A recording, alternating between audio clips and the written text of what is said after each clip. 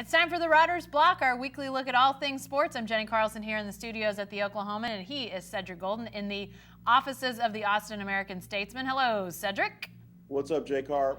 Lots of sports, buddy. Let's get talking on the lead segment about the NBA. Lots of NBA talk, but right now people are talking about the Warriors. They're talking about Kevin Durant. They're talking about whether Kevin Durant's going to be a Warrior after this year.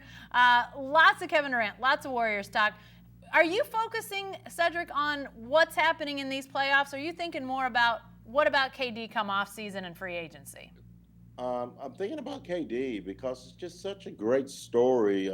He hasn't done a whole lot to calm the fires of him leaving Golden State for free agent waters, but I think that the Warriors winning 5 straight games without him doesn't do his legacy at Golden State any favors. I don't know that he cares about that. I think if they go on to win a championship and he doesn't come back and he's played his last game for Golden State, he may go down as the guy who jumped on the bandwagon and picked up a couple of championships with a ready-made title ball club. He's a great player. He's a transcendent talent. He's a generational talent. But I will always remember the 3-1 lead that got away with him and Russ. They had a chance to close out a dynasty in Golden State. They didn't get it done. He beat them. He didn't beat them, and so he joined them. Great player, but you still wonder if he will ever be the sole alpha dog on a championship team. Well, I wrote a little about Kevin Durant and the Warriors earlier this week. You can check it out on Oklahoman.com. But, yeah, Cedric, you bring up that 3-1 Western Conference Finals series from 2016, and the Thunder did have a chance to win that. They were clearly a better team in the first 4 games. And really, for even much of those last 3 games, you could say there were stretches where they looked like the better team. But Kevin Durant going into free agency, the Warriors seeing how much of a threat the Thunder was emerging as, and the fact that if they re-sign Durant, they're going to probably go out and get even better players. They got Victor Oladipo before free agency kicked in. The Warriors had to be sweating their chances in the West, much less how do you handle LeBron and, at that time, the Cavaliers in the East.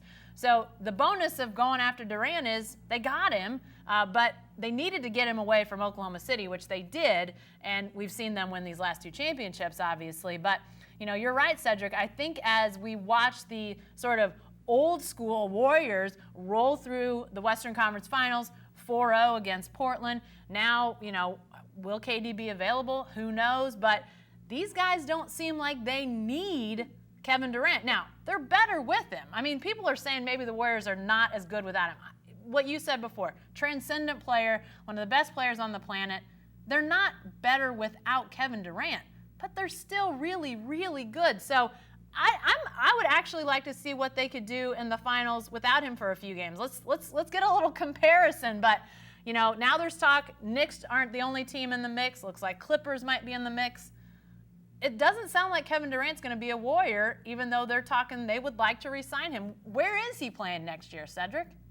I think he's going to the Knicks, and I just don't really understand why he would want to go to the Knicks. I know it's the most important basketball city in America. It's where the Rucker was formed, and Walt Frazier and Willis Reed, Dave DeBusschere, Bill Bradley, those guys. That's like 40 or 50 years ago. They haven't won in a very long time. They got to the finals a couple of times in the 90s, lost to the Spurs and the Rockets. But lost to the Rockets and Spurs. But here's the thing that you have to ask yourself if you're Kevin Durant. Do you really want to go through that media firestorm, Page 6 in New York, the biggest media market in the country? You want to go through that, or do you want to just go to LA or the Clippers? Those are big media markets as well, but not nearly as passionate about their basketball. The Lakers haven't been good in a very, very long time, and the Clippers are on the way up, but they're not close to a championship. So I would go to LA and play for one of those teams, preferably the Clippers, and bring Kawhi Leonard along with me. But I don't think KD, the way he's kind of set up with his fake Twitter accounts that he was exposed doing, and slapping back at media members like Chris Broussard Yeah. on Twitter. Those are the kind of things that make me think that he's a little bit too sensitive for the Big Apple. Yeah, it'd be very interesting to see how that would all play out because, I mean, when you look at the Knicks and the Lakers, and Cedric, you mentioned maybe the Clippers is the best spot. The Knicks and the Lakers have just been a mess of organizations. I mean, not only have they not won at the level that, you know, historically those franchises have, they've just been in disarray, it seems like, for so long.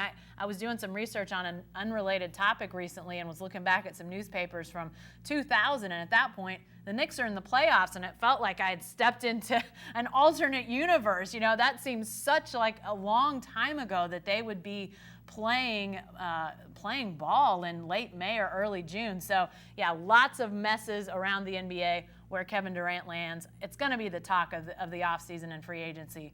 We'll have to keep an eye on that, and we will.